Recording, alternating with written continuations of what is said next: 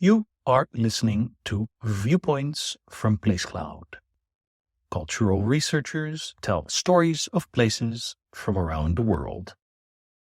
For the full multimedia experience and to support the creators you enjoy, visit placecloud.io. We're standing next to Lauderdale Tower, one of the blocks of flats which was built as part of the Barbican Redevelopment Scheme. For this section of the story, I'd like to direct your attention towards that 1980s office building with a curved glass roof, which you can see by looking towards the southeast, and the very many skyscrapers of London's main financial district, which now dwarf the church tower that's to the right of them.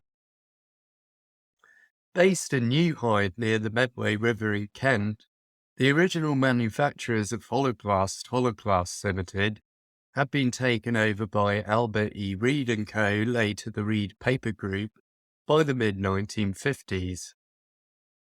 Quite an eccentric figure, when Albert Edwin Reed died in 1920, the newspaper article announcing his death, published in the Pall Mall Gazette on February 24th of that same year, described him in the period's characteristic understatement as a conspicuous figure in the paper trade for the last 50 years. Categorized as a plastic laminate, the appeal of the acquisition of Holoplast Limited to the Reed Paper Group was evident. There were in fact two types of plastic laminate that were common to the British plastics industry at that time. The first was of a decorative type, which was generally based on formaldehyde resins, although it could equally be made from phenolic resin when it needed to be darker and used for cladding, and from polyester glass in other instances. The second was a sandwich-type laminate, whereby two surfaces enclose a core, usually a cellular material, paper, in other words. By purchasing Holoplast Limited, the Reed Paper Group ensured that its paper pulp had a ready-made client in Holoplast Limited. Initially viewing the Reed Paper Group as a cottage industry based in the rural urbanism, that is, the manufacturing plants and trading estates dotted along the Medway River, it's possible to see the company in the light of a burgeoning internationalism in British industry throughout the post-war period. Of the 4 office blocks constructed, 4 have been demolished and 2 have been substantially refurbished beyond all recognition. Often interpreted as a stylistic intervention, the demolition of Lee House in 1990 and its rebuilding into 125 London Wall by Terry Farrell and Partners has been described by postmodern revivalists as an attempt to heal the urban fabric, whereby a stretch of road resembling a chasm lined with box-like post-war office developments was transformed into a scheme to mend some of the damage done to the fragmented urban fabric by reconnecting the walkways of the neighbouring Barbican to the rest of the city.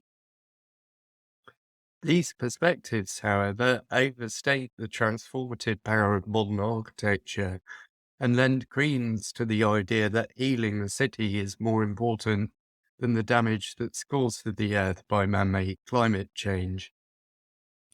The case of Lee House is an altogether more maddening affair. Left to fall out of use by the City of London Corporation to avoid a £1.5 million tax bill, the building was declared unfit for occupation in 2009 in order to take advantage of a tax exemption for vacant properties, spearheaded by then Chancellor of the Exchequer Alistair Darling. Echoing the City of London's general view that the building was not fit for purpose in its current form, polemical blog posts at the time of the demolition mentioned the almost evil feel to London Wall's ugliest tower block, with commenters tearing into the building's structural flaws. "I doubt anyone will miss it when it goes," asserted one user. Commenting on City Tower, what used to be known as Britannic House, and completed in 1964, A regular contributor to a popular posting forum for geographers, Stephen Richards spoke fondly of the building's recladding in reflective blue glass in 1985, removing the tint of the 1960s and thereby saving it the fate of many of its contemporaries. Adding to the confusion in a previous post on geograph.org.uk, Richards had discussed St Alphage House in quite neutral terms, contending that the Holoplast curtain walling system on the building's exterior was tidy and inoffensive. By causing the public to associate in their minds retrograde architecture that's not fit for occupation with aged-looking building plastics which might simply be in need of a clean, developers and clients seeking new development opportunities in the square mile have pushed the area and Britain nationally to the brink of climate catastrophe.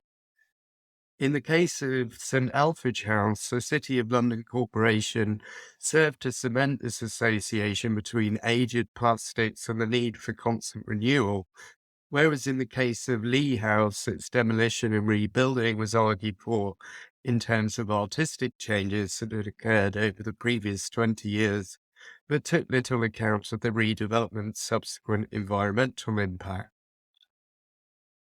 Evidently, Holoplast Limited's claims that its products won't chip or crack and cannot stain or fade were not borne out by experience.